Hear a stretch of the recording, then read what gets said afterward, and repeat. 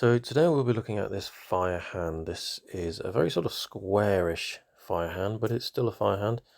It's certainly a motivated, creative ideas person with a good amount of imagination to throw into the mix. And this sense of practicality that this squareness of the palm brings, because it is a rectangle, but only just, it provides a sense of ability to put those many varied thoughts into action.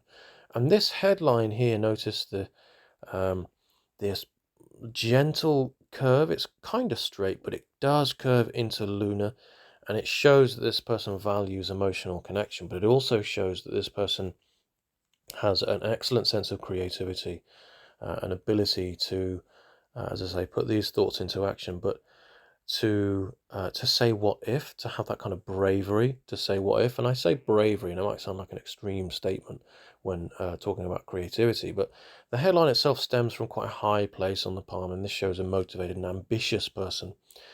And when we look at the left hand, you actually notice the headline comes from inner Mars. So inner Mars is this place of drive, aggression, and motivation.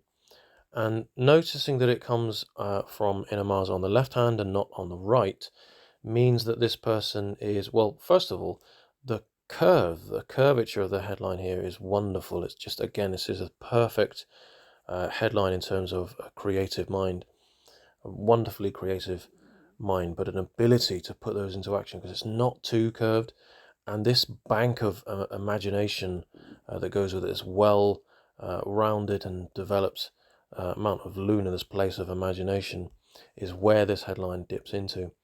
But the fact that this headline comes from inner Mars shows that there's kind of a fixed mindset, probably somewhat argumentative, um, perhaps even sort of driven from a place of frustration. Ultimately, this person has a great many ideas, but has that drive and motivation to put those ideas into practice, and has bravery, because this is the area of courageousness in Mars, to put those ideas into practice, to say what if, to um, actualize concepts. And this is certainly a person who has many concepts. Look at the second phalanx of the thumb. Notice how long this section is. This is someone who has a lot of logic, a lot of willpower, and I don't think that they probably have much time or patience for ideas that aren't quite sort of grounded and with any sort of tangible or physical results. Any ideas without proof are probably, just seem a bit ridiculous to this person.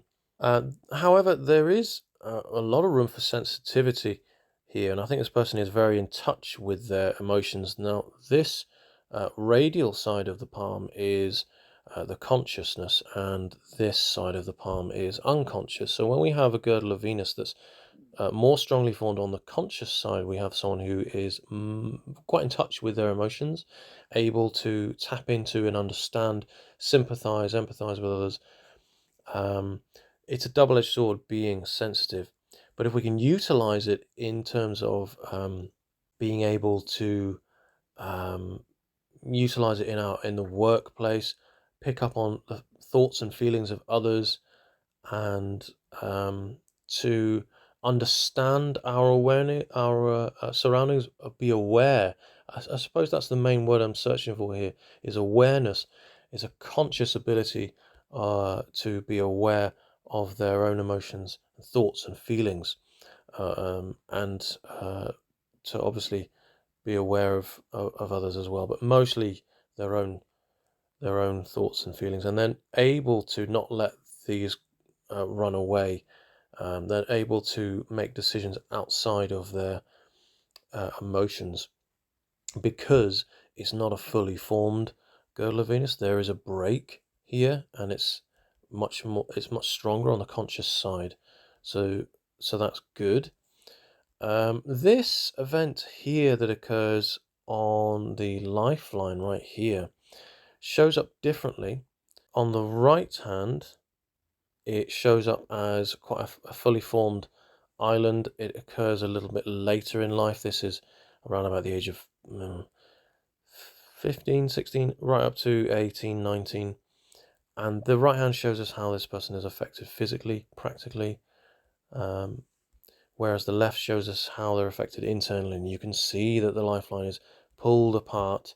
You can see that the lifeline begins to pull away from the headline after this highly impactful and traumatic experience. And it's probably, I would say, this is a loss of a loved one, perhaps a parent, at this time. And you can see that on the left hand, you can see influence from this impactful event in their life coming from the lifeline, crashing over the fate line into the headline. This person's abilities to function and work are obviously been affected, and it even sort of reaches up towards the heart line. The heart line crashes down into the headline as well, and it's showing that the heart's asking the head for logic at a time when emotions are heightened. So you can see internally how the headline, because this is a very complex person because of well, they're very complex anyway, but because of everything that's happened, this is a difficult read. So although the headline does come from Inner Mars, it also is attached to the lifeline as well. And the reasons, I believe, are because due to the things that have happened to this person, they need that drive and almost to become sort of angry with themselves, to make themselves push onwards. They need that drive to push themselves onwards, and I think they've learned a great deal from these impactful experiences, and that's why they've got this sympathy or intuition line rising up on Jupiter. Conveniently, the convergence of these lines create almost a teacher's square. Their Jupiter finger is relatively pointed, as is Mercury, providing extra sort of articulation and ability to communicate and translate thoughts. So I think that and this line here provides this extra wisdom. So although they might not be a teacher necessarily, I think that the things they've been through really have provided them insight, perspective, wisdom, and I think they have a sort of a teaching role in their job. They're not necessarily a teacher, but I do think that I think they've fallen into some sort of teaching role within whatever role it is they do, and it all comes back to this impactful event that's shaped their lives. And just after this point, you can see the headline reaching towards the heart line. So it's the opposite thing here happening. We've got the psychology of this person responding, reacting, and reaching for emotional support at this time. And then there's another key event in this person's life, which I believe is around the age of 27-ish, where we have this convergence of lines again. So this one here is separate to this here, where at 27 the heart crashes into the headline. This is the opposite sort of thing happening. This is an emotional response, perhaps, or perhaps it's a physiological. In any case, it's the heart line asking the headline for assistance at this time, and it creates this box right here, which squares are always good in palmistry. They're protective symbols, and there's a couple of squares on this palm. And on the right hand, we can see this. We can see the same event at the age of, as I say, about 27-ish, something like that, very differently.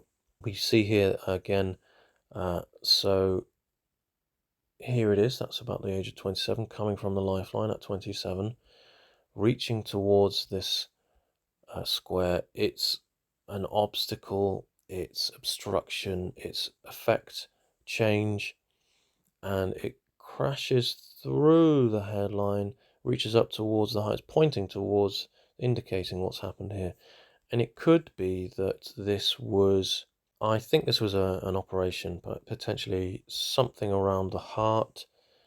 There is some signs here that this person may have potential heart issues. A girdle of Venus is actually one of those. So that's interesting. Character-wise, I know I'm kind of skipping around all over the place here, but I want to make this quick. The left hand shows quite a wide space between the two middle fingers than on the right hand, and I've looked at various pictures here. You know, it's the same on the left and the right. It's the same on the other images I've got of the left and the right hand. So that is that the space between these two middle fingers is the fact that it's a shorter distance on the right hand shows this person is more social at work. Inherently, they're actually a bit of a loner, but they have an ability to sort of adapt in social environments and be a bit more of a sort of team player and look at things from the perspective of others. They're a very strong communicator. Mercury is this finger of communication, and the first phalanx is at its longest, and this shows an ability to articulate, as I say, put their thoughts into, translate these thoughts, but put them into form. Mercury on the left hand, however, is a very different story. It's a bit pointed, as I say. It's not only ability to articulate, but they are an incredible persuader, a very strong communicator, but to the point where they're potentially a good deceiver. And a kinked Mercury finger could show possible signs of the need to express physical, physically in isolation. So there's a need to sexually express themselves, and this sort of kink here is not always necessarily healthy. But Apollo is this appreciation of physical beauty, aesthetics, creativity, natural beauty. So when Mercury leans towards that, that's what this kind of indicates, that this is potential kind of need for sexual expression. This is the left hand, so this is internal, whereas the right hand is ironed out. So this need, this desire, this potential sex addiction has been worked through. And the reason why and how I came to that conclusion, it's not necessarily the case, but the Jupiter finger is short and it's wide at the base as well. So this is an inferiority complex compensated for by either sex, drugs, or alcohol. That's often one as well. So the basal phalanx is the kind of physical nature of the Jupiter finger. So this is a compensation in some sort of physical way. So it could be sex, but as I say, this is an issue that has been worked through, I think. And with this inferiority complex, this person's happiness is kind of stunted because the grass is always greener every time they make an achievement. They move the goalpost so that they're never quite happy, and this is kind of self-sabotage in a way. The fact that the lifeline reaches right up onto Jupiter like that, it shows a highly ambitious and motivated person. And the fact that it comes through after this highly traumatic event where their life was pulled apart, quite literally, it shows that this person, developed this drive, this motivation. And often when one door closes, another opens. And when we lose someone, it puts things into perspective. I've used that word several times now already during this reading. When things, when we realize that life is short, it can create fierce ambition. And that's what's happened here. But sometimes fierce ambition means that everyone else, it gets left by the wayside. So a lifeline like this, that's quite sort of closed off, that actually makes Venus appear all that little bit smaller, means that Venus is this place of family, stability, home, friendships, love, security, the pleasures in life. When we see a lifeline like this that's so driven, reaching up towards Jupiter, this place of authority, ambition, decision making, judgment, ego, when we see it closing Venus off into a smaller field, a smaller territory, it means that this person has less room for friendships because of their career-driven, ambitious nature. So we have a teacher of sorts, someone who's a superb communicator, a very driven ideas person, someone who's highly creative with an imagination to follow, someone who's practical enough not to get bogged down. I don't want to say bogged down, but pulled to a place of unrealistic thoughts, because that can happen with highly imaginative people. This person has a practical nature that balances out this side to them, almost as though this person has two polar opposite kind of personalities that work in tandem with each other. This person has an ability to utilize both of these so that they are level-headed, able to um, put these ideas into practice in a practical way. So I'd love to see the fingerprint of this finger in particular. I think this person is a creative in some respect. I'm not sure if they are musical or artistic, but they are highly creative and ideas driven, and a teacher of sorts. And notice how the lifeline cuts in closer, swings in closer around the thumb than on the right hand here, and that shows just how internally there's not a lot of room for others in their life because of, as I say, this drive and ambition. Luckily, the tip of the thumb, and I can't see it all that well, but I can tell it's not explosive, because if it were, with this headline, because of the events that happened to them when they were young, they would have developed some anger issues. But because of their practical nature, they're actually very level-headed.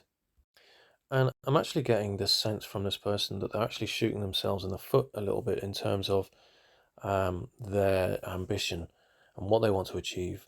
And as I say, when we move the goalpost, we're never going to be happy.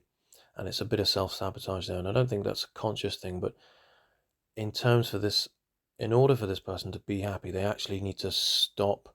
That's just the word, just stop. Because this person's ambition, their dreams, their goals aren't actually going to make them happy at all.